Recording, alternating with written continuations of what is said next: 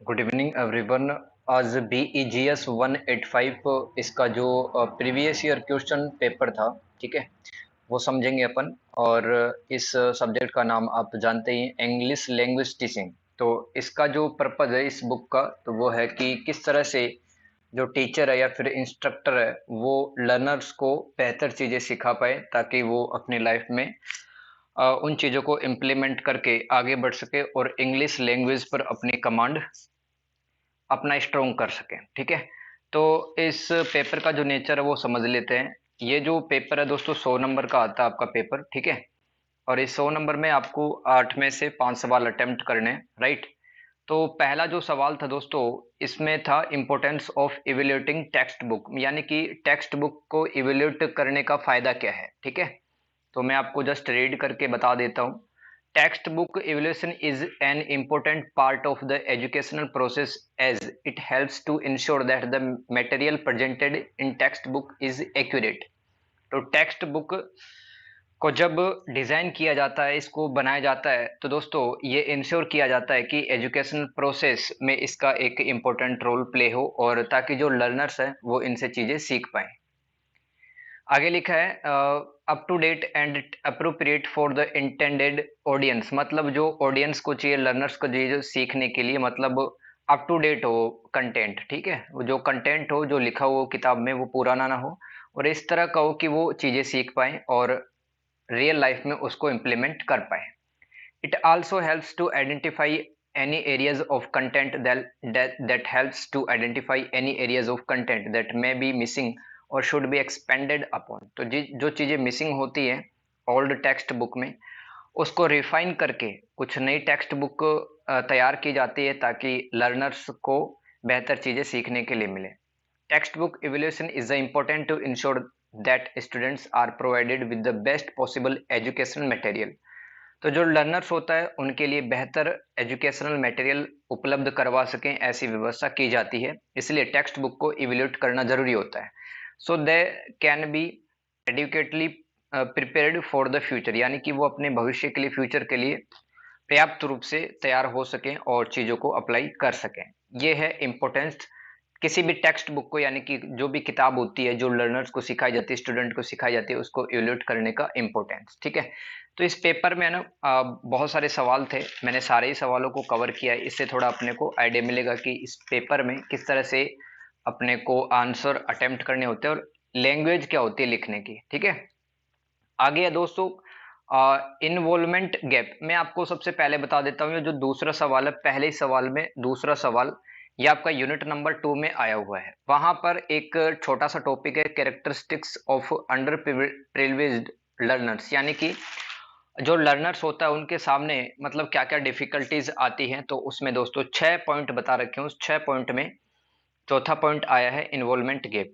पहला पॉइंट था इसका लो कॉग्निटिव एबिलिटी, यानी कि जो स्टूडेंट सीख नहीं पाते हैं, मतलब कैच नहीं कर पाते। अगर टीचर बता रहा किसी चीज को, तो वो कुछ स्टूडेंट सीख नहीं पाते हैं, उन चीजों को फोकस नहीं कर पाते हैं। दूसरा पुअर लिंग्विस्टिक एबिलिटी, ये भी सवाल आया है पेपर के अंदर, तो मैं इसको भी एक्सप्लेन कर दूंगा। यानी कि कुछ स्टूडेंट्स को मतलब इंग्लिश जब सिखाते हैं तो मतलब उनको भाषा से संबंधित प्रॉब्लम्स आती हैं। तो तीसरा पॉइंट है लो सेल्फ स्टीम, मतलब कई स्टूडेंट को अपने ऊपर कॉन्फिडेंस नहीं होता है, ठीक है। और कॉन्फिडेंस नहीं होने की वजह से वो नई लैंग्वेज पे कमांड हासिल नहीं कर पाते हैं। चौथा पॉइंट था इन्वॉल्वमेंट गैप, मैं आपको बताऊंगा क्या होता है। फिर पांचवा था इसमें पोर एबिलिटी टू रीड और राइट, यानी कि दोस्तों ये जो मैं पॉइंट बता रहा हूँ कैरेक्टरिस्टिक्स है किसके, अंडर प्रिविलेज्ड लर्नर्स के, ये कैरेक्टरिस्टिक्स हैं। छठा पॉइंट था इसमें their strength higher sense of responsibility and emotional maturity, यानी कि एक लर्नर है दोस्तों तभी नई लैंग्वेज सीख पाता है जब वो इमोशनल रूप से स्ट्रोंग हो, ठीक है, मैच्योर हो और अपने रिस्पॉन्सिबिलिटी को वो समझता हो। तो इन 6 पॉइंट में दोस्तों 2 पॉइंट आए हैं। एक तो इन्वॉल्वमेंट गैप के बारे में लिखना आया है, और एक पुअर लिंग्विस्टिक एबिलिटी के बारे में लिखना आया है,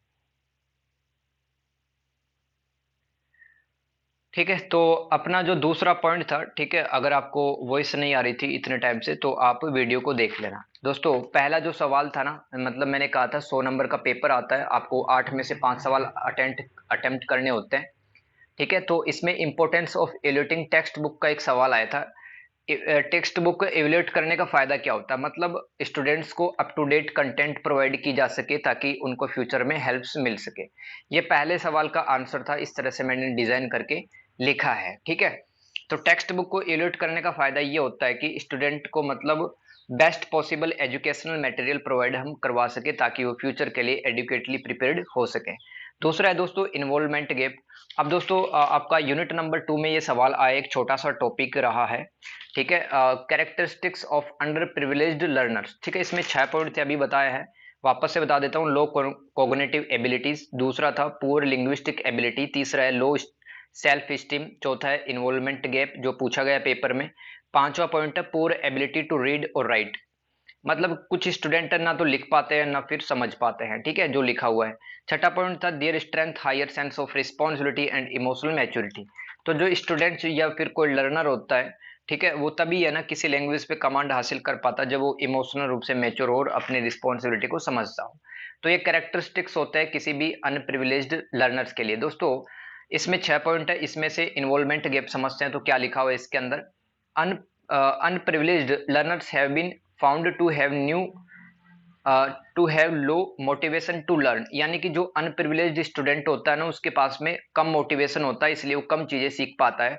not only do they find curriculum difficult to transact but also feel the absence, यानी कि उसको जो कुछ सिखाया जाता है उसमें वो काफी डिफिकल्टी महसूस करता है और वह चीजों को ट्रांसलेट भी नहीं कर पाता है, ठीक है। एकेडमिक सपोर्ट उसको मिलता नहीं है, ना ही उसका घर का माहौल होता है, घर के माहौल में भी कुछ इस तरह की चीजें होती है कि उसको सीखने के लिए प्रमोट वहां पर नहीं किया जाता है, उसको पढ़ाई में भी पीछे वहां पर रखा जाता है। विच में बी कोज्ड बाई इलिटरेसी और long working hours of their parents, यानी कि कुछ घर में दोस्तों पेरेंट्स इतना काम बता देते हैं स्टूडेंट को, बच्चों को, कि वो हमेशा इलिटरेसी में अपना जीवन व्यतीत करते, अपना लाइफ स्पेंड करते और चीजों को सीख नहीं पाते हैं। कम टाइम मिलता है घर के काम की वजह से, इसलिए वो मतलब थोड़ा गैप आ जाता है सीखने में, ठीक है। इसी को कहते हैं अपन इन्वॉल्वमेंट गैप। यानी कि दोस्तों this leads to an involvement gap as there is distancing between what the student perceive as his और हर रिलेवेंट लाइफ और experience and what is taking place inside the school, ठीक है। तो school में जो सिखाया जा रहा है उसको बच्चा तभी सीख पाएगा जब वो घर पे चीजों को अच्छे से समझता है, लेकिन घर में कुछ माहौल नहीं होता है, ना ही उसका फ्रेंड सर्कल ऐसा होता है कि उसको चीजें सीखने में मदद मिले, तो एक तरह का गैप आ जाता है, ठीक है। ये कैरेक्टरिस्टिक्स होता है एक, तो इसमें इन्वॉल्वमेंट गैप अपन ने समझा है, ठीक है। आगे पढ़ते हैं चीजों को। अब दोस्तों आगे पढ़ते हैं इन्वॉल्वमेंट गैप के बारे में। अभी तक मैंने बताया कि बच्चा है वो कुछ चीजें सीख नहीं पाता है घर के माहौल की वजह से, ठीक है। तो इन्वॉल्वमेंट गैप होता है वो characteristics of under under privilege learner होता है, यानी कि कोई भी एक सीखने वाला स्टूडेंट है, ठीक है, उसके सामने क्या क्या रुकावटें आती हैं, उसमें 6 रुकावटें यहाँ पे किताब में दे रखी है यूनिट नंबर 2 में, जिसमें से दूसरी हेडिंग आपसे पूछ ली गई है, सॉरी चौथी हेडिंग है इन्वॉल्वमेंट गैप, ठीक है। टोटल 6 हेडिंग है उसके अंदर, low cognitive ability, poor linguistic ability, low self esteem, involvement gap, फिर पुअर एबिलिटी टू रीड और राइट, और फिर छठा पॉइंट था their strength higher sense of responsibility and emotional maturity, यानी कि स्टूडेंट के सामने क्या क्या दिक्कतें आती है ताकि वो लैंग्वेज पे कमांड नहीं कर पाता है। इन्वॉल्वमेंट गैप में आगे अपन समझेंगे कि दोस्तों मिडिल क्लास फैमिली में क्या होता है कि जो स्टूडेंट होता है उसको माहौल नहीं मिलता है, जिसके वजह से दोस्तों teacher do not accept them as full members of the class, यानी कि टीचर को भी लगता है कि ये क्लास में परफॉर्म नहीं कर पा रहा, ये पूरा एक मेंबर नहीं है क्लास का।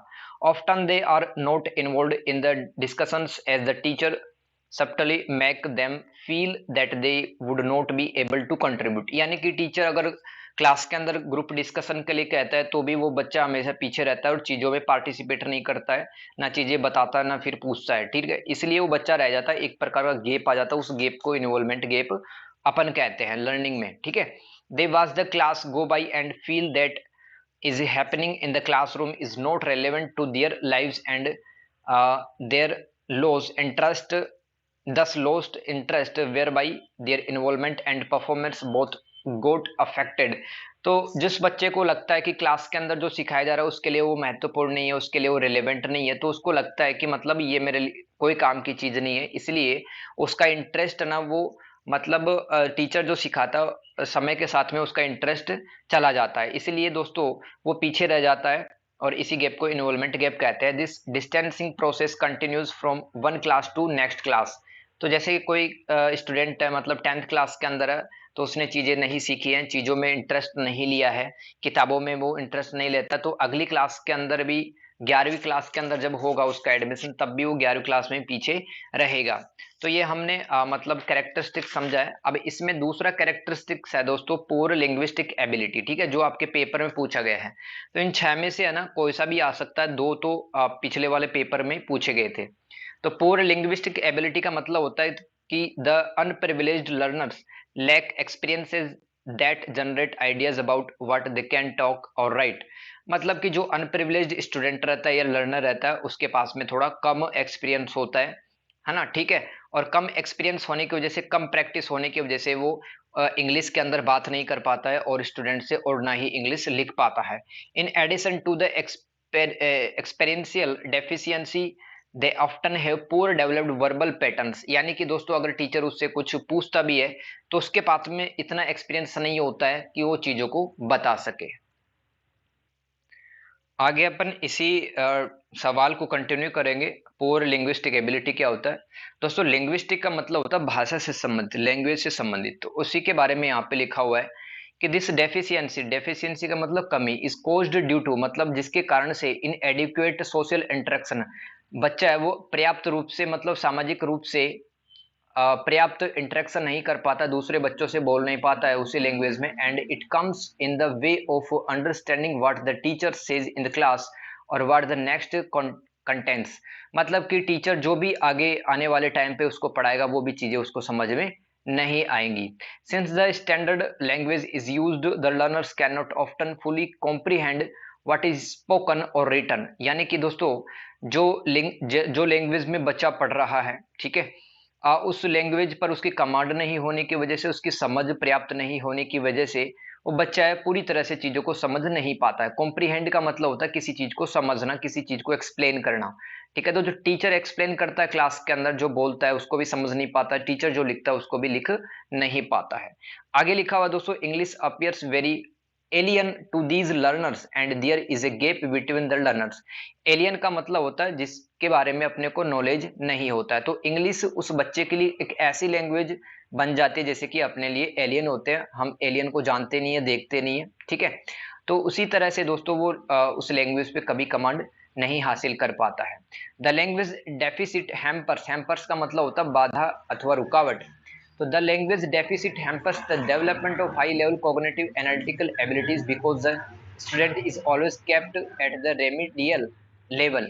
रेमेडियल का मतलब होता है, जब देखो मान लो किसी को अगर कोई डिजीज हो जाती है, तो डॉक्टर है उसका उपचार करता है, उसको ट्रीट करता है और ट्रीटमेंट देता है, ठीक है। इसी तरह से दोस्तों जिस बच्चे को लैंग्वेज, इंग्लिश लैंग्वेज नहीं आती है, तो टीचर हमेशा समझ जाता है कि इसको रेमेडी देने की जरूरत है, उस पर वो टीचर काम भी करता है, लेकिन उसका इंटरेस्ट नहीं होने की वजह से वो बच्चा है कभी भी एबल नहीं हो पाता है, उसके पास में कभी भी एबिलिटीज नहीं गेन हो पाती है, जिसकी वजह से वो पीछे हो जाता है। तो बेसिक्स जो होते हैं लैंग्वेज के, जो भाषा के जो मूल सिद्धांत होते हैं, उनको भी वो सीख नहीं पाता है, ग्रामर नहीं सीख पाता है। The curriculum too for such learners is made so simple that some of these higher order thinking skills are not developed at all। तो दोस्तों अगर उस बच्चे के सामने सिंपल लैंग्वेज के अंदर भी कोई भी पाठ्यक्रम, कोई भी करिकुलम बनाया जाता है, तो बच्चा उसमें भी कोई प्रकार की स्किल्स नहीं सीख पाता, अपना दिमाग नहीं लगा पाता है। तो इस तरह की जो एबिलिटी रहती है, वो दोस्तों कहलाती है पुअर लिंग्विस्टिक एबिलिटी, जिसके अंदर बच्चा ना तो लिखा हुआ समझ पाता है, ना ही टीचर के द्वारा बोला हुआ समझ पाता है, इसलिए वो अपने फ्रेंड सर्कल में बात भी अच्छे से नहीं कर पाता है। अब पहले सवाल का दोस्तों चौथा सवाल था क्लास इंटरेक्शनल पर्सपेक्टिव क्या होता है, तो इसको समझ लेते हैं अपन इजी लैंग्वेज के अंदर। तो मैंने नीचे लिखा हुआ है, classroom interaction helps the learners to be competent enough to think critically and share their views among their peers। peers का मतलब होता है साथी, ठीक है। तो जो उसका फ्रेंड सर्कल है, उनसे वो मतलब उस लैंग्वेज के अंदर क्रिटिकल थिंकिंग में बात कर नहीं पाता है, अपने जो विचार है, अपने व्यूज है, वो नहीं रख पाता है। इंटरेक्शन का मतलब होता है जब हम किसी से विचारों का आदान प्रदान करते हैं। तो इस प्रकार का जो पर्सपेक्टिव क्लास के अंदर, वो क्लास इंटरेक्शन पर्सपेक्टिव कहलाता है। तो अब दो जो हमारा चौथा सवाल था, क्लास इंटरेक्शनल पर्सपेक्टिव। पर्सपेक्टिव का मतलब एक प्रकार का नजरिया, दृष्टिकोण होता है दोस्तों। तो इसमें क्या लिख सकते हो, इट आल्सो एम्स, एम्स का मतलब कि इसका उद्देश्य होता है probing into the learner's prior learning abilities and his ways of conceptualising facts and ideas. अब देखो, एक जो लर्नर होता है ना, लर्नर तभी एबल हो पाता है, तभी एबिलिटी गेन कर पाता है जब उसको कॉन्सेप्ट पता हो, ठीक है, उसके पास में फैक्ट हो, आइडिया हो। अब जैसे कि वुमेन एम्पावरमेंट पे बोलना है एक लर्नर को, एक बच्चे को इंग्लिश के अंदर, तो दोस्तों वुमेन एम्पावरमेंट में बोलने के लिए आपके पास में फैक्ट होने चाहिए, आपके पास में आइडिया होने चाहिए, आपके पास में कॉन्सेप्ट होने चाहिए, तभी आप है वो और बच्चों से इंटरेक्ट कर पाओगे या फिर अपने क्लास टीचर से इंटरेक्ट कर पाओगे, ठीक है। ये हमारा चौथा सवाल था, क्लास इंटरेक्शनल पर्सपेक्टिव क्या होता है। तो इसमें ये लिखना था। ये अपना सेक्शन 1 का जो हिस्सा है वो कंप्लीट होता है दोस्तों। इस पेपर का सेक्शन बी वाले में चलते हैं अब। तो इसमें भी दोस्तों काफी अच्छे खासे सवाल हैं, मतलब इसमें टोटल 4 सवाल आए थे। तो 4 में से आपको शायद 2 या 3 करने थे, तो मैं आपको चारों ही करवा देता हूँ। Discuss empirical evolution. Empirical evolution क्या होता है दोस्तों, एक तो अपन सिद्धांत पढ़ते हैं, थ्योरी पढ़ते हैं, और एक दूसरी तरह की पढ़ाई होती है प्रैक्टिकल करके देखना। अब एक जो लर्नर होता है, एक सीखने वाला जो बच्चा होता है, वो हमेशा जो प्रैक्टिकल करेगा उसको ज्यादा चीजें याद रहेंगी। तो एम्पेरिकल एवोल्यूशन क्या होता है, a study where the research ends are based on evidence. Evidence का मतलब प्रूफ, सबूत, एंड नॉट जस्ट थ्योरी। मतलब इस प्रकार का अध्ययन या इस प्रकार की पढ़ाई जिसमें बच्चा है वो एविडेंस के माध्यम से सीखे, चीजों को प्रैक्टिकल करके सीखे, ना सिर्फ थ्योरी रटता रहे, ठीक है। तो this is done to comply with the scientific method that asserts the objective discovery of knowledge based on verifiable fact of evidence. तो एक एविडेंस में जो फैक्ट होते हैं, एक मतलब जो भी जैसे कि अपने को इन्वायरमेंट के बारे में लिखना है कि इन्वायरमेंट डिग्रेड हो रहा है, पर्यावरण का नुकसान हो रहा है, तो किस तरह से नुकसान हो रहा है, हमारे पास में प्रूफ होने चाहिए, एविडेंस होने चाहिए। तो एक तो अपन किताबों के अंदर पढ़ते हैं कि पर्यावरण का नुकसान हो रहा है। अब देखो, जैसे कि नॉर्थ इंडिया में हीट वेव्स चल रहा है, उसके कारण से टेम्परेचर काफी ज्यादा बढ़ रहा है। तो जब एक लर्नर इस तरह से चीजें चीजें सीखे कि उसको फैक्ट याद हो, उसको साइंटिफिक नॉलेज हो उस चीज के बारे में, और उसने प्रैक्टिकल करके देख रखा हो या फिर चीजों को फील किया हो उसने, तो इस तरह का जो अध्ययन है, इस तरह की पढ़ाई है, वो एम्पिरिकल एवोल्यूशन कहलाता है, ठीक है। दूसरा सवाल है role of world wide web and search engine on the internet. अब दोस्तों www है ना, कोई भी वेबसाइट है दोस्तों www से स्टार्ट होती है, उसका फुल फॉर्म होता है वर्ल्ड वाइड वेब। जब हम इंटरनेट पे एक्सेस करते हैं, जैसे कि गूगल क्रोम या फिर मोजिला पर, ठीक है, या फिर ओपेरा मिनी पर, आप जैसे कि कोई वेबसाइट पे आप चले गए, जैसे कि ignu.ac.in पे चले गए, तो वहां पे www.ignu.ac.in लिखा होता है, ठीक है। तो www का मतलब क्या होता है, सर्च इंजन का क्या मतलब होता है, इंटरनेट किस तरह से हेल्प करता है, ठीक है, स्टूडेंट्स की। तो दोस्तों जो इंटरनेट होता है ये ऑफर करता है access to a wide range of online learning platforms and courses that can supplement traditional classroom education. अब देखो, ये जो आप जूम क्लास पे पढ़ रहे हो मेरे से, मैं आपसे काफी किलोमीटर दूर बैठा हूँ, लेकिन फिर भी पढ़ रहे हैं, फिर भी चीजों को समझ रहे हैं, ठीक है। तो किसके कारण से पॉसिबल हो पाए, इंटरनेट के माध्यम से पॉसिबल हो पाया है, ठीक है, क्योंकि इंटरनेट से अपन ऑनलाइन पढ़ाई कर सकते हैं, ऑनलाइन प्लेटफॉर्म से भी जा सकते हैं, वहां पे कोर्स सेलेक्ट करके अपन पढ़ाई को जारी कर सकते हैं, और जो पारंपरिक रूप से जो पढ़ाई होती थी क्लासरूम के अंदर, उसको हम पीछे रख करके कुछ एक्स्ट्रा सीख सकते हैं, ताकि पढ़ाई में रुकावट ना आए। आगे लिखा हुआ रिसर्च एंड इंफॉर्मेशन, ये भी इसका फायदा होता है www का और इंटरनेट का, कि student can use the internet to research, access academic journals and gather information for project and assignments. तो गैदर का मतलब होता है इकट्ठा करना, ठीक है। तो जो स्टूडेंट होता है वो दोस्तों पीडीएफ डाउनलोड कर सकता है, ठीक है, एकेडमिक जर्नल्स को देख सकता है, यानी कि किसी का कोई शोध पत्र, यानी कि कोई रिसर्च किसी का पढ़ा हुआ है इंटरनेट पे, उसको अपन देख सकते हैं। तो ये पढ़ाई लिखाई में, लर्निंग में ये फायदा होता है इंटरनेट का और सर्च इंजन का। आए समझ में। तीसरा सवाल है दोस्तों, क्लासरूम इंटरेक्शनल कॉम्पिटेंस क्या होता है। सबसे नीचे देखें आप, क्लासरूम इंटरेक्शन कॉम्पिटेंस। किसी भी क्लासरूम के अंदर सबसे पहले तो मतलब ये पूरा सवाल समझें आप, दो पार्ट हैं इसके। सेक्शन बी में तीसरा जो सवाल था, इसके दो पार्ट है कि क्लासरूम इंटरेक्शनल कॉम्पिटेंस किसे कहते हैं, और how do we develop classroom interactional competence to make our classroom discourse affective. Discourse का मतलब होता है दोस्तों चिंतन, ठीक है, चिंतन मनन करना, डिबेट करना किसी के साथ में। तो जब टीचर पढ़ाता है, ठीक है, तो किस तरह से चीजों को दिखाए, ऑनलाइन प्रेजेंट करे, ऑफलाइन प्रेजेंट करे, ताकि बच्चों को मतलब वो चीजें ज्यादा इफेक्टिव रूप से समझ में आ पाए, ठीक है। ये दो पार्ट थे और इसका जो आंसर अपन अब एक्सप्लेन करके समझते हैं। तो दोस्तों मैं आपको बता रहा था कि क्लासरूम इंटरेक्शन कॉम्पिटेंस क्या होता है, तो इसका आंसर अपन देख लेते हैं।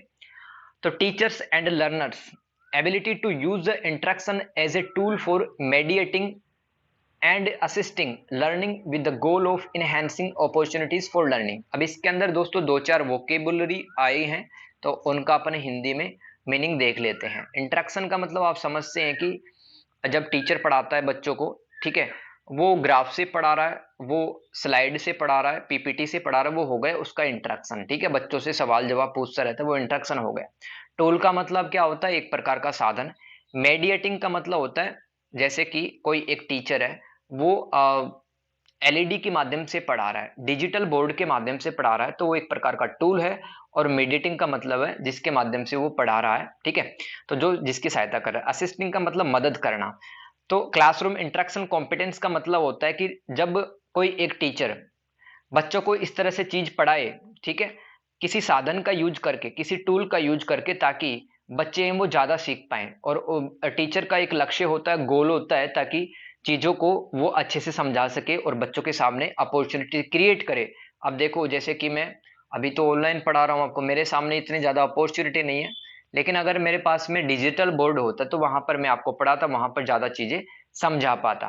अब देखो किसी टीचर के पास में अगर डिजिटल बोर्ड है तो वहां समझा देता है। तो दोस्तों ऑनलाइन अगर कोई टीचर पढ़ा रहा है, तो मतलब किस तरह से इंटर इंटरेक्शनल कॉम्पिटेंस को बढ़ाया जा सकता है, यानी कि चीजों को किस तरह से बेहतर बनाया जा सकता है। तो मैंने दो चीजें लिखी है। अगर कोई टीचर ऑफलाइन पढ़ा रहा है आपको ब्लैक बोर्ड पे, तो फेस टू फेस है वो बातें करे, मतलब किसी स्टूडेंट को खड़ा करके वो पूछे कि भाई ये सवाल समझ में आया है कि नहीं आया, तुम्हारे क्या व्यूज है, तुम्हारे क्या थॉट है। ऑनलाइन किस तरह से टीचर है वो अच्छे से समझा सकता है, जैसे कि मैं जूम क्लास ले रहा हूँ आपकी, तो यहाँ पे जूम क्लास में मैं दोस्तों आपका टेस्ट ले सकता हूँ, ठीक है, वीडियो ऑन करवा के आपसे सवाल जवाब पूछ सकता हूँ, आपसे चैट बॉक्स में मैं किसी भी सवाल का आंसर लिखने के लिए बोल सकता हूँ। तो मैं इस तरह से इंटरेक्ट करके आपको चीजें बेहतर तरीके से समझा सकता हूँ, ठीक है। तो यहाँ पे लिख रखा है मैंने जूम क्लास का एग्जाम्पल, चैट बॉक्स का एग्जाम्पल, टेस्ट कंडक्ट करवा के मैं इंटरेक्शन कॉम्पिटेंस को बढ़ा सकता हूँ और आपको बोलने का मौका दे सकता हूं। मैं आस्क ओपन एंडेड क्वेश्चन, जैसे कि मैं आपसे कोई सवाल पूछूं कि इस सब्जेक्ट्स के से आपको क्या क्या सीखने के लिए मिलता है। तो देखो एक तो होते हैं दो तरह के सवाल होते हैं, एक तो ओपन एंडेड, एक क्लोज एंडेड। क्लोज एंडेड का मतलब आपका नाम क्या है, मतलब आपने नाम बता दिया अपना, ठीक है, ए नाम है आपका, तो वो हो गया क्लोज एंडेड। मतलब ऐसे सवाल जहां पर मतलब ज्यादा कुछ कहने की संभावना ना हो, वो क्लोज एंडेड सवाल होते हैं। ओपन एंडेड का मतलब होता है कि आपको कुछ बहुत कुछ बोल सकते हैं, आप अपने थॉट्स रखते हैं। तो मैं आपसे ओपन एंडेड सवाल पूछ के आपको अच्छी चीजें समझा सकता हूँ, आप समझ सकते हैं। ग्रुप डिस्कशन करवा के ऑनलाइन में भी दोस्तों, जैसे कि चार पांच बच्चों को मैंने कह दिया कि आप एक टॉपिक पर डिबेट करो, आपके जो थॉट्स है व्यूज है वो रखो, वो हो गया ग्रुप डिस्कशन। और किस कोई भी आपको एक टॉपिक दे दिया, ठीक है, क्लास के अंदर ही उस पर मैं आपको सवाल पूछ रहा हूं। तो इस तरह से ये कुछ प्रक्रियाएं हैं, ये कुछ तरीके होते हैं कि हम इंटरेक्शन कॉम्पिटेंस को बढ़ा सकते हैं। बिल्कुल क्लोज एंडेड है वो WH फैमिली से स्टार्ट होता है, वेरी गुड। ठीक है, अपना चौथा सवाल है दोस्तों, कोर्स बुक बुक एम्प्लाई क्या होता है। कोर्स बुक एम्प्लाई क्या होता है, और किसी भी कोर्स को सिलेक्ट करने के लिए, किसी भी बुक को जब हम सेलेक्ट करते हैं तो हमें किन बातों का ध्यान रखना चाहिए, ये आपका सवाल था चौथा, समझ गए। एक तो आपको कोर्स बुक एम्प्लाई का मतलब बताना है, दूसरा ये बताना है कि कोई भी किताब को अपन सेलेक्ट करते हैं, कोई भी पढ़ने के लिए जैसे किताब ले रहे हैं, ठीक है, मार्केट से, तो उसमें अपने को क्या क्या बातें ध्यान में रखनी पड़ती हैं। तो मतलब समझ लेते हैं कोर्स बुक एम्प्लाई का। तो अकॉर्डिंग टू बेकन, बेकन एक दोस्तों एक विद्वान का नाम है। According to Bacon, course book is a book that is designed carefully for classroom usages and it is prepared for expert by expert to support teaching learning process. यानी कि दोस्तों ये जो क्लास के अंदर मतलब जो किताबें लेकर एक टीचर पढ़ाता है, वो बहुत ही ध्यानपूर्वक केयरफुली डिजाइन की जाती है, उसको बनाया जाता है ताकि एक्सपर्ट के द्वारा उसको बनाया जाता है ताकि दोस्तों लर्निंग प्रोसेस को और ज्यादा इजी किया जा सके, बच्चों को ज्यादा चीजें अच्छे से समझाई जा सके। तो कोई भी कोर्स की किताब होती है वो प्रोवाइड करती है हमें, it provides teachers with readymade materials and task, ठीक है। तो एक किताब के अंदर दोस्तों पहले से ही बनी बनाई चीजें उपलब्ध होती है, कुछ सवाल जवाब होते हैं, वो जैसे कि होमवर्क होता है, किसी भी एक चैप्टर के एंड में आप देखिए काफी सारे सवाल होते हैं, उनके अपने को आंसर देने होते हैं। तो रेडीमेड मटेरियल होता है और कुछ कार्य काम दिए होते हैं, टास्क दिए होते हैं किताब के अंदर, वो अपने को कंप्लीट करने होते हैं। और किसी भी कोर्स बुक में सिलेबस दिया होता है और सिलेबस के अकॉर्डिंग ही टीचर पढ़ाता है। ये तो इस पूरी चीज को अपन कहते हैं कोर्स बुक इम्प्लाई, ठीक है। तो कोर्स बुक इम्प्लाई क्या है, तो बेकन के अनुसार मतलब एक किताब बनाने से पहले एक्सपर्ट इस बात का ध्यान रखते हैं कि लर्निंग प्रोसेस को इजी किया जा सके, ठीक है। और उसके अंदर पूरा सिलेबस दिया हो, बस ये कोर्स बुक इम्प्लाई का डेफिनेशन है। तो अपने को क्या क्या बातें ध्यान में रखनी है, कोई भी कोर्स बुक को अपन जब सेलेक्ट करते हैं, जैसे कि आपको हिस्ट्री पढ़ना, तो हिस्ट्री में अपन बहुत सारे ऑथर्स हैं, तो किस किताब को लें, तो अपने को कुछ बातें ध्यान में रखनी चाहिए। तो यहाँ पे लिखा है कि कुछ सवाल के रूप में मैंने इसका आंसर लिख दिया है। Is the language appropriate, appropriate का मतलब होता है उचित रूप से, फॉर द लर्नर्स, क्या इस किताब के अंदर जो भाषा दी हुई है वो उचित रूप से सीखने वाले बच्चों के लिए सही है या नहीं है। तो कई बार कुछ किताबें ऐसी ले आते हैं अपन मार्केट से जिसकी लैंग्वेज हमें समझ में नहीं आती है, तो हमारा जो लर्निंग प्रोसेस है वो हैम्पर होता है, उसमें रुकावट आती है। ये बात अपने को ध्यान में रखनी कि भाषा है वो इजी दी होनी चाहिए उस किताब के अंदर। दूसरी बात है, are the topic suitable for learners, उस किताब के अंदर जो टॉपिक दे रखे हैं वो सीखने वालों के लिए सुटेबल है कि नहीं है। तीसरी बात अपने को ये ध्यान रखनी है, does the book have right activities, यानी कि दोस्तों किसी भी किताब के अंदर बहुत सारे होमवर्क दिया हुआ होता है, तो उसके अंदर जितनी भी एक्टिविटीज दे रखी है क्या वो सही है या गलत, ये भी देखना है। फिर अपने को चौथी बात ध्यान रखनी है, कंटेंट का सीक्वेंस सही है कि नहीं है। अब जैसे कि हिस्ट्री बुक पढ़ रहे हो आप, अब जैसे कि आप मिडाइवल हिस्ट्री पढ़ रहे हो, तो उसके अंदर अपन स्टार्ट करते हैं बाबर, बाबर के बाद में दोस्तों हुमायूं, हुमायूं के बाद में अकबर, इस तरह से सीक्वेंस सही है कि नहीं है टॉपिक्स का। फिर और बात, पांचवी बात, डिफरेंट टाइप की स्किल्स है कि नहीं है। देखो किसी भी किताब के अंदर है ना, अगर एक्सपर्ट चाहे तो बच्चों को बहुत कुछ सिखा सकते हैं, इसीलिए दोस्तों एक किताब जो बनती है ना, काफी सारे प्रोफेसर मिलके बनाते हैं ताकि बच्चों को स्किल सिखाया जा सके, बच्चों को कुछ काम दे करके कुछ ज्ञान की बातें, कुछ कौशल, कुछ स्किल सिखाया जा सके, ठीक है, जो उनको फ्यूचर में काम आएगा। अब जैसे कि ये जो किताब है इंग्लिश लैंग्वेज टीचिंग के अंदर, तो दोस्तों जब भी आप इस किताब को बहुत अच्छे से पढ़ ले तो आप बच्चों को पढ़ा सकते हैं, लर्नर्स को आप बता सकते हैं इंग्लिश के बारे में, इंग्लिश उनको अच्छे से समझा सकते हैं, ठीक है। और इंग्लिश बहुत काम की चीज है आज की दुनिया के अंदर, क्योंकि दोस्तों जैसे कि इंडिया में देखें तो इंग्लिश अगर बहुत अच्छे से कमांड है, इंग्लिश में कम्युनिकेट कर पाते हैं, तो बहुत सारे ऐसे क्षेत्र है जहां पर अपनी बहुत ज्यादा प्रोग्रेस हो जाएगी। बड़ी बड़ी कॉर्पोरेट जो कंपनीज है दोस्तों, वहां पर इंग्लिश लैंग्वेज ही प्रेफर की जाती है, ठीक है। तो आगे है दोस्तों सिलेबस को कि क्या कवर करती है किताब, क्या अपना जो पाठ्यक्रम है, सिलेबस है, इसको वो पूरा करती है किताब, तो ये बातें अपने को ध्यान में रखनी है। तो भाई ये जो दूसरा सेक्शन है ये अपना कंप्लीट होता है, ठीक है। आ रही है चीजें समझ में। सेक्शन नंबर बी कंप्लीट होता है दोस्तों। सेक्शन नंबर 3 में काफी सारे सवाल यहाँ पे पूछे गए हैं और ये लास्ट सेक्शन है। इसमें दोस्तों 5 सवाल थे, 5 में से आपको 3 अटेम्प्ट करके आने थे वहां पे, लेकिन मैंने तो आपको पांचों ही बता दिए हैं, ठीक है। क्या पता कोई सा भी सवाल रिपीट भी हो सकता है। तो दोस्तों सेक्शन नंबर 3 में है ना 5 सवाल थे, 3 अटेम्प्ट करने। पहला ही सवाल था स्पेसिफिक रीडिंग डिफिकल्टीज, क्या क्या सामने आती है बच्चों के सामने, एंड दियर रेमिडिएशन, यानी कि दोस्तों एक बच्चा जब सीखता है ना उसके सामने क्या क्या समस्याएं आती है और उनका क्या ट्रीटमेंट है, मतलब बच्चों के सामने उन कठिनाइयों को कैसे दूर किया जा सकता है। कोई बच्चा किताब पढ़ता है ना तो उसको बहुत सारी समस्या आती है, जैसे कि डिकोडिंग। डिकोडिंग का मतलब क्या होता है, जैसे कि आपने क्या पढ़ा, मैंगो पढ़ा, ठीक है। एक बच्चा मैंगो वर्ड पढ़ता है, उसको मैंगो का मतलब ही नहीं पता है, तो वो उस चीज को डिकोड नहीं कर पाएगा, ठीक है। डिकोड नहीं कर पाएगा तो उसका अर्थ नहीं समझ पाएगा, तो डिकोडिंग की समस्या आती है। डिकोडिंग का मतलब होता है अर्थ नहीं समझ पाना किसी चीज का जो लैंग्वेज में लिखा हुआ है।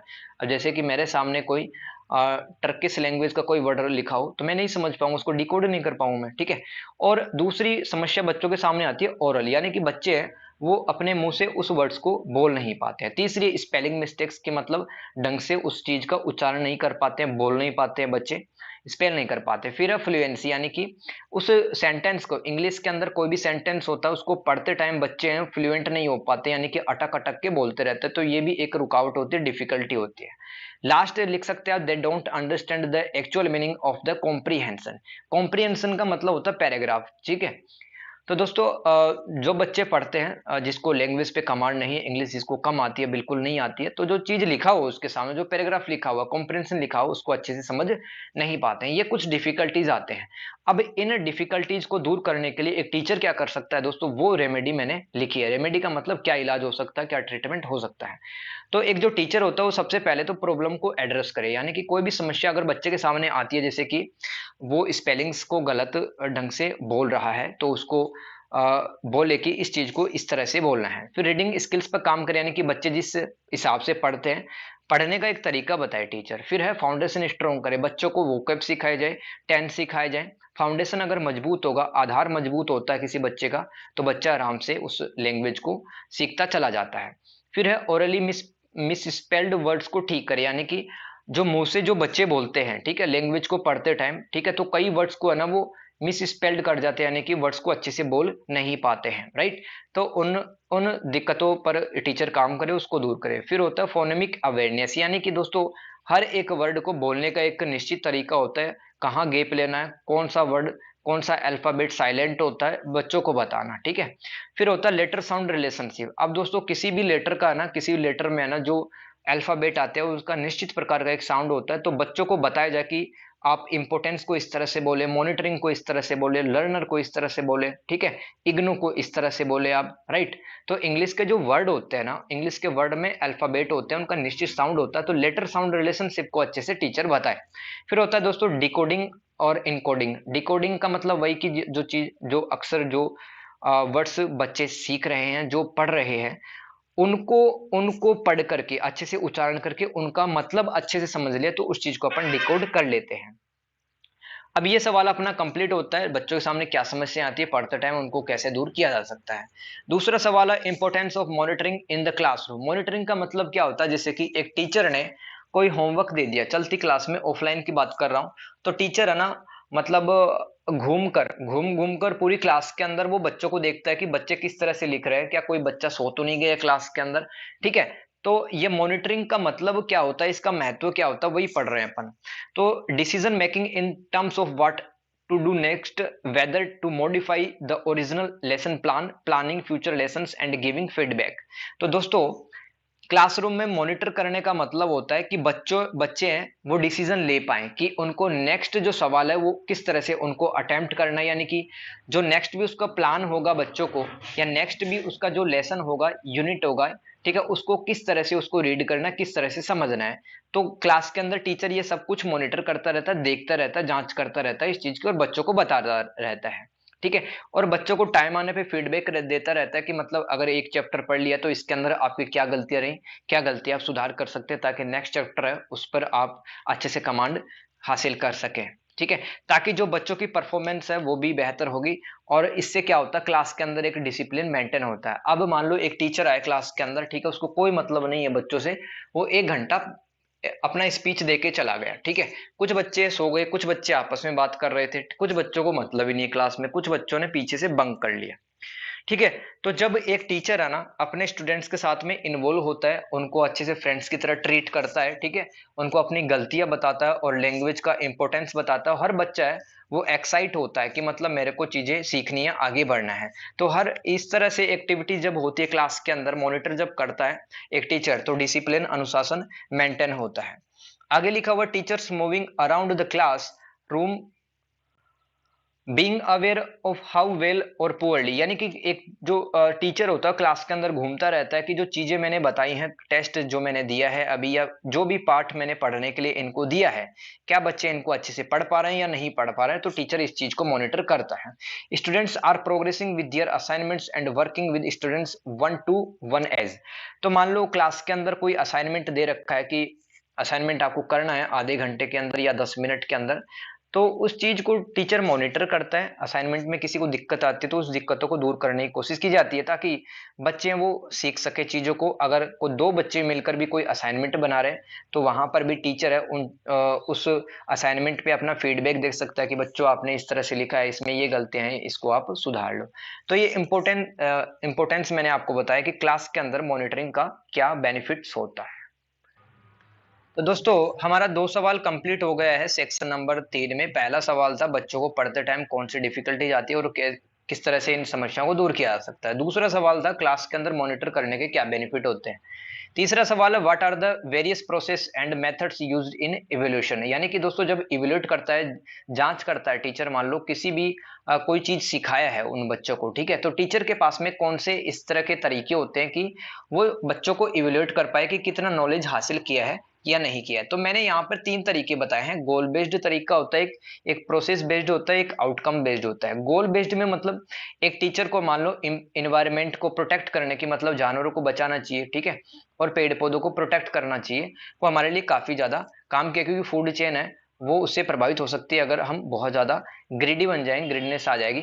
तो मान लो बच्चों को इन्वायरमेंट पे कुछ चीज सिखाना है, इंपॉर्टेंस ऑफ इन्वायरमेंट, तो टीचर है सबसे पहले तो गोल बताएगा उनको, हमारा लक्ष्य क्या है। हमारा लक्ष्य है दोस्तों इन्वायरमेंट को अच्छे से समझना। आप एग्जाम्पल से लिख सकते हैं कि इन्वायरमेंट को अच्छे से समझना, सबसे पहले इन्वायरमेंट को प्रोटेक्ट करने के बेनिफिट समझना, और आज के टाइम पे कौन कौन सी इन्वायरमेंटल इश्यूज हैं, इन्वायरमेंटल जो प्रॉब्लम्स है वो पूरी दुनिया समझ रही है। तो ये हो गया एक प्रकार का गोल बेस्ड तरीका। दूसरा तो प्रोसेस बेस्ड। अब प्रोसेस में दोस्तों मतलब जो टीचर है वो ब्लैक बोर्ड पे वो ब्लैक बोर्ड पे चीजों को बताएगा, ठीक है, वो चीजों को बताएगा, प्रोसेस को बताएगा कि सबसे पहले फूड चेन इस तरह की होती है, दुनिया के अंदर यहाँ पर एनवायरनमेंट डिग्रेड हो रहा है, तो अपने को क्या करना, सबसे पहले अपने को घर से शुरुआत करनी है, पॉलीथीन बंद करनी, यूज करना, ठीक है, ज्यादा से ज्यादा पेड़ लगाने चाहिए अपने को, और किसी भी जानवर को हार्म नहीं करना चाहिए। ये एक तरह का सीखने में, एक लर्निंग में एक प्रोसेस होता है, ठीक है। तो पहला होगा गोल बेस्ड, मतलब मैं क्यों चीज सिखा रहा हूं, ये हो गया मेरा गोल। प्रोसेस क्या है कि मतलब किस तरह से मैं आपको चीजों को सिखाऊं, किस तरह से प्रेजेंट करूंगा। तीसरा होगा आउटकम बेस्ड, तो मतलब कि सब कुछ सिखाने के बाद में, इन्वायरमेंट का मैंने सब कुछ सिखा दिया है, उसके बाद में दोस्तों मैं टेस्ट ले सकता हूं, ठीक है, और उस टेस्ट में मैं आपके व्यूज जान सकता हूं कि आप इन्वायरमेंट को बचाने के लिए अपनी तरफ से क्या एफर्ट्स पुट करेंगे। वो हो जाएगा अपना रिजल्ट। आउटकम्स का मतलब होता है परिणाम, मतलब मैं बच्चों के परिणाम देख सकता हूँ, ठीक है, वो किस तरह के ख्यालात रखते हैं और एनवायरनमेंट को बचाने के लिए किस तरह से आगे आ सकते हैं। तो ये लर्निंग में 3 तरीके या 3 प्रोसेस या 3 मेथड बोल सकते हैं इवेल्युएट करने के। चौथा सवाल है दोस्तों क्लासरूम इंटरेक्शन क्या होता है, ठीक है, इसका डेफिनेशन, आपको इसका मतलब लिखना था और इसके एस्पेक्ट एंड टाइप बताने थे। क्लासरूम इंटरेक्शन की परिभाषा देते हुए इसके प्रकार बताओ, ये सवाल था हमारा। तो दोस्तों इसका मतलब समझते हैं सबसे पहले। It refers to the conversation and communication that takes place between teachers and students as well as among the students themselves. It is a crucial aspect of teaching and learning. तो सबसे पहली बात है दोस्तों, क्लासरूम के अंदर अगर interaction नहीं होगा तो दोस्तों ना तो टीचर बच्चों को सिखा पाएगा और ना ही बच्चे सीख पाएंगे और ना ही वो अपने प्रैक्टिकल लाइफ में, रियल लाइफ में उन चीजों को इंप्लीमेंट कर पाएंगे। तो सबसे पहले अपने को लिखना तो इंग्लिश के अंदर, मैं बता तो हिंदी में रहा हूं आपको, लिखना अपने को इंग्लिश में लिखेंगे। जैसे it refers to the conversation, यानी कि एक प्रकार का संवाद स्थापित होता है, एक प्रकार का कन्वर्सेशन, एक प्रकार का डायलॉग स्थापित होता है, किसके बीच में, बिटवीन टीचर एंड स्टूडेंट के बीच में कम्युनिकेशन स्थापित होता है ना, ताकि ताकि as well as among the students, students के बीच में टीचर एक प्रकार का एक कम्युनिकेशन या फिर एक डायलॉग है वो स्थापित करता है, ताकि क्लासरूम इंटरेक्टिव बन पाए। अब देखिए मैं जैसे कि आपसे पूछ रहा हूँ कि आपको चीजें समझ में आ रही है या नहीं आ रही है, तो आप बोल रहे हैं हाँ आ रही है, ठीक है, तो ये एक प्रकार का हुआ है इंटरेक्शन। भाई इंटरेक्शन जब तक नहीं होगा तब तक मैं समझ नहीं पाऊंगा कि आपको चीजें समझ में आ रही है कि नहीं आ रही है। तो क्लासरूम में इंटरेक्टिव होना चाहिए, तो इसके लिए टीचर्स को आगे आना चाहिए। तो it is a crucial aspect, यानी कि एक महत्वपूर्ण ये पहलू होता है पढ़ाने में, ठीक है, और सिखाने में। पढ़ाने में और सिखाने में एक महत्वपूर्ण ये पहलू होता है इंटरेक्शन, क्लासरूम में इंटरेक्ट करना। ये तो इसका डेफिनेशन हो गया। अब दोस्तों यहाँ पर इसके प्रकार पढ़ लेते हैं, तो काफी इंपोर्टेंस, काफी ये मतलब 4 पॉइंट अपने, तो इनको अपने को सीखना है। तो पहला पॉइंट है इसमें, पहला प्रकार लर्नर कंटेंट इंटरेक्शन। तो दोस्तों जैसे कि मैं क्लास के अंदर आया, वहां पर डिजिटल बोर्ड लगा हुआ है, स्क्रीन वाला बोर्ड, ठीक है। तो वहां पर दोस्तों मल्टीमीडिया एक्टिविटीज करके, मतलब वहां पे प्रोजेक्ट भी लगा हुआ है। प्रोजेक्ट के माध्यम से मैं आपको इन्वायरमेंट में पूरा अर्थ का एक पिक्चर दिखा रहा हूँ। वहां पर मैं आपको अलग अलग जगहों पर चीजें दिखा रहा हूँ, कहाँ पर इन्वायरमेंट का नुकसान हो रहा है। तो मल्टीमीडिया एक्टिविटीज करके, मल्टीमीडिया का मतलब होता है कि इस एक प्रकार का प्रोसेस जिसमें अलग अलग तरह की मीडिया यूज की जाती है। जैसे कि मैं प्रोजेक्ट का यूज कर रहा हूँ, डिजिटल पेन का यूज कर रहा हूँ, डिजिटल बोर्ड का यूज कर रहा हूँ, माइक का यूज कर रहा हूँ, तो ये हो गया मल्टीमीडिया। तो मल्टीमीडिया के माध्यम से मैं आपको चीजें सिखाऊंगा, ये होता है लर्नर कंटेंट इंटरेक्शन। तो जो भी कंटेंट होता है पढ़ाने का, जैसे कि मेरा जो कंटेंट है वो इन्वायरमेंट को आपको समझाना है, इसका बेनिफिट समझाना है, इसको प्रोटेक्ट करने का। तो मल्टीमीडिया एक्टिविटीज के माध्यम से और असाइनमेंट आपको दे करके और सेल्फ असेसमेंट दे करके। सेल्फ असेसमेंट का मतलब होता है कि मैं आपको कह दूंगा कि आप अपने मन के मुताबिक, है ना, इन्वायरमेंट को बचाने के लिए क्या अपनी तरफ से एफर्ट डाल सकते हो। और आप खुद ही अपने सवाल को ना आप चेक करो, जितना भी आपने ज्ञान हासिल किया वो होता है सेल्फ असेसमेंट, यानी कि खुद का, खुद के द्वारा किए हुए काम को जांचना, वो सेल्फ असेसमेंट होता है। मैं आपको प्रोजेक्ट भी दे सकता हूं, ठीक है, और उस प्रोजेक्ट को आप किस तरह से करेंगे ये आपको लिखना है लर्नर कंटेंट इंटरेक्शन में। ये एक प्रकार का इंटरेक्शन होता है, पहला टाइप। दूसरा टाइप होता है लर्नर इंस्ट्रक्टर इंटरेक्शन। तो इसमें क्या होता है दोस्तों, जो इंस्ट्रक्टर होता है, जैसे कि मैं आपको कुछ निर्देश दे रहा हूं, ठीक है, मैं आपको निर्देश दे रहा हूं, जैसे कि आपको ग्रुप डिस्कशन करना है, ठीक है, 5 बच्चे मिलकर के एनवायरनमेंट को प्रोटेक्ट करने के लिए क्या अपनी तरफ से प्रयास करेंगे, वो हो गया ग्रुप एक्टिविटीज। मैं आपको फीडबैक दे सकता हूं कि बच्चे तुमने है ना यहाँ पर गलत बोला था, ठीक है, ऐसा नहीं है, फूड चेन का मतलब ये होता है, ये इस तरह का जो जानवर है ये संख्या में कम हो गया है। तो इस तरह से मैं फीडबैक दे सकता हूं, ठीक है। Creation of participant course announcement. तो देखो जैसे कि मैंने फूड चेन आज पढ़ाई है, तो मैं आपको कह सकता हूं कि बच्चों नेक्स्ट क्लास के अंदर ना अपन एक नया प्रकार का कोर्स पढ़ेंगे एनवायरनमेंट के अंदर, उसमें अपन समझेंगे ओजोन लेयर और उसका इंपॉर्टेंस। तो लर्नर इंस्ट्रक्टर इंटरेक्शन में क्या होता है, जो टीचर होता है, जो इंस्ट्रक्टर होता है, वो चीजों को बताता है, वो उनको गाइड करता है किस तरह से आपको चीजें सीखनी है, ठीक है, किस तरह से इंटरेक्ट करना है। तीसरा टाइप होता है लर्नर लर्नर इंटरेक्शन। इसमें क्या होता है, जो सीखने वाले होते हैं, जैसे कि जो 5 बच्चे थे मेरे पास, तो उन्हीं में आपस में मैं कुछ इस तरह के गेम्स खिलवा सकता हूँ। मैं गेम्स खिलवा करके उनको चीजें सिखा सकता हूँ, वो आपस में डिस्कशन करेंगे, यहाँ पर टीचर का कोई रोल नहीं होता है, गेम्स दिए हुए रहते हैं। गेम्स अगर अच्छे से खेलेंगे तो वहां पर उनमें कंपटीशन होगा, मतलब पहला रैंक लाने का, कि मतलब मैं एनवायरनमेंट पे अच्छा बोल सकता हूँ, मैंने चीजें सीखी हैं। डिस्कस करेंगे खुद ही लर्नर, और प्रेजेंट भी खुद ही करेंगे बच्चे, खुद आकर के ब्लैक बोर्ड या डिजिटल स्क्रीन पे अपने ज्ञान का रिप्रेजेंट करेंगे, अपना जो नॉलेज है, जो भी उन्होंने सीखा है। तो पहला टाइप था क्लासरूम इंटरेक्शन में लर्नर कंटेंट इंटरेक्शन। तो इसमें क्या होता है, मल्टीमीडिया के माध्यम से बच्चे सीखते हैं। दूसरा टाइप होता है लर्नर इंस्ट्रक्टर इंटरेक्शन, इसमें टीचर का इन्वॉल्वमेंट ज्यादा होता है, वही चीजें बताता है किस तरह से चीजें करनी है। तीसरा टाइप लर्नर लर्नर इंटरेक्शन, तो इसमें बच्चे इन्वॉल्व होते हैं, इसमें टीचर इन्वॉल्व नहीं होता है। चौथा टाइप होता है लर्नर कम्युनिटी इंटरेक्शन। अब इसमें दोस्तों ना तो टीचर का योगदान होता है, ना बच्चे आपस में कुछ सीख सकते हैं। यहाँ पर कम्युनिटी लर्नर इंटरेक्शन में आप लिखेंगे कि मान लो कोई सम्मेलन हो रहा है, कोई समिट हो रही है, या कहीं पे सेमिनार हो रहा है, तो वहां पर गेस्ट आए हुए हैं, गेस्ट स्पीकर आए हुए हैं, लेक्चरर्स आए हुए हैं, ठीक है। तो एक कम्युनिटी के द्वारा जब इंटरेक्शन किया जाता है, लर्नर्स को जब चीजें सिखाई जाती है एक पूरी कम्युनिटी के द्वारा। अब जैसे कि आपको मार्केटिंग सीखनी है, ठीक है, मार्केटिंग सीख के कैसे पैसा कमाया जाता है, तो इसके लिए आप चले गए किसी स्टेडियम में, वहां पर दोस्तों आपको पूरी कम्युनिटी मिलेगी। कम्युनिटी में वहां पे स्टेज पे कुछ बड़े बड़े व्यक्ति बैठे होंगे जो कि डिजिटल मार्केटिंग के बारे में बताएंगे, ठीक है, शेयर बाजार वगैरह के बारे में बताएंगे। तो वहां पर आपको एक कम्युनिटी के द्वारा गाइड किया जाता है, लर्नर्स को गाइड किया जाता है, इस तरह से चीजें सीखे, इस तरह से आगे बढ़े। तो इस प्रकार का जो इंटरेक्शन है वो लर्नर कम्युनिटी इंटरेक्शन कहलाता है, ठीक है। तो ये जो सवाल था दोस्तों अपना सेक्शन 3 में चौथा सवाल ये अपना कंप्लीट होता है। देखो इसी तरह के सवाल आते हैं। जो सेक्शन 3 वाला जो सवाल थे ना, ये हर सवाल है ना 20 नंबर का है, तो भाई बहुत आसान। तो सेक्शन 3 में अपन लास्ट सवाल पढ़ते हैं दोस्तों, tools and services used on the internet. वापस से सुनो, सेक्शन 3 में हर सवाल है 20 नंबर का था, और इसमें 5 सवाल थे, 3 अटेम्प्ट करने थे, 5 में से कोई 3। तो यहाँ पे पांचवा है दोस्तों, tools and services used on the internet, यानी कि एक इंटरनेट पे जब हम सर्विसेज लेते हैं, है ना, हमें कोई टूल चाहिए होता है तो उसके लिए कौन कौन से टूल हम ले सकते हैं? समझ में आ गया सवाल?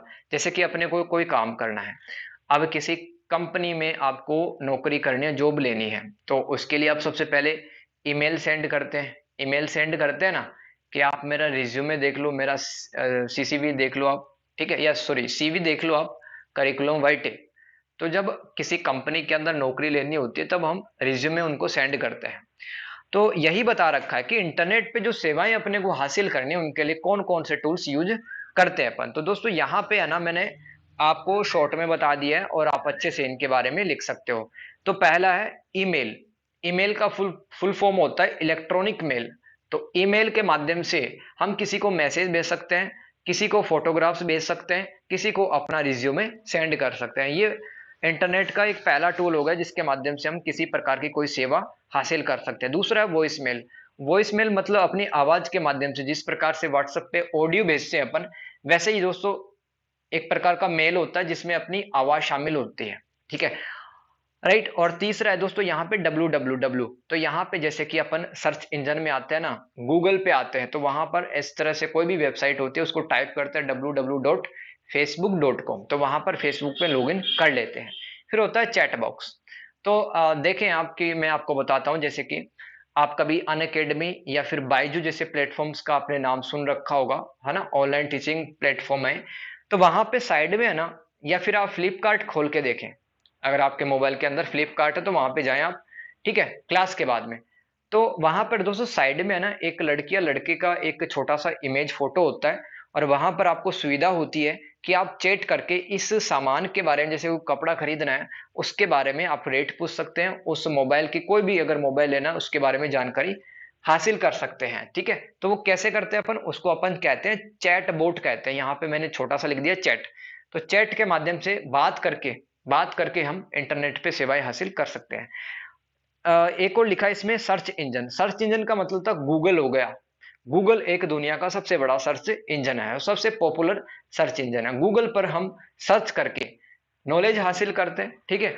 और यहाँ पर भी सेवाएं, किसी प्रकार की सेवा, वीडियो देखना अपने को, ठीक है, किसी वेबसाइट पे जाना है तो सर्च इंजन का ही अपन यूज करते हैं, जैसे गूगल। तो इसके अंदर लिख के आना है। अब 20 नंबर का सवाल आना, तो आपको मतलब 3-4 पेज तो भरने ही है, तो मैंने यहाँ पे सिर्फ हेडिंग लिखा है, ठीक है। www का मतलब होता है वर्ल्ड वाइड वेब। तो इंटरनेट में एक ये नेटवर्क का प्रकार है, नेटवर्क का टाइप होता है, जिसके माध्यम से हम किसी वेबसाइट पे लैंड करते हैं और इस वेबसाइट पर अपना काम करते हैं, अपन जानकारी हासिल करते हैं। लास्ट लिखा है दोस्तों एफटीपी। एफटीपी का फुल फॉर्म होता है file transfer protocol. File transfer protocol क्या होता है? It is a way to download, upload and transfer files from one location to another on the internet and between computer system. अब FTP का मतलब होता है जैसे कि ब्लूटूथ से अपन वीडियो भेज सकते हैं, अपन फोटो भेज सकते हैं, ठीक है। और जैसे कि आजकल तो मुझे याद नहीं है, लेकिन नियर कुछ ऐसा एनएफसी नाम होता है, मोबाइल में व्यवस्था होती है एनएफसी। तो दो मोबाइल पास में रखे होते हैं और फाइल है वो अपन एक्सचेंज कर सकते हैं। तो जब वीडियो, फोटो या फिर ऑडियो, किसी भी टाइप की ऑडियो, जब हम एक डिवाइस से दूसरे डिवाइस में भेजते हैं या फिर प्राप्त करते हैं, इसी चीज को अपन एफटीपी कहते हैं। तो दोस्तों ये था अपना लास्ट ईयर का क्वेश्चन पेपर, ठीक है। इस सब्जेक्ट का कोड था आपका बीईजीएस 185, बीईजीएस 185 इंग्लिश लैंग्वेज टीचिंग। तो इसके अंदर ये अपने को अप्रोच लानी है और इस तरह से आंसर लिख के आने, अच्छे नंबर आएंगे। Good luck for your exam. और इस वीडियो को ना एक बार और देख लेना, चाहे आप 1.5 या 2 की स्पीड में देख लेना। Thank you so much everyone, मिलते हैं नेक्स्ट क्लास के अंदर।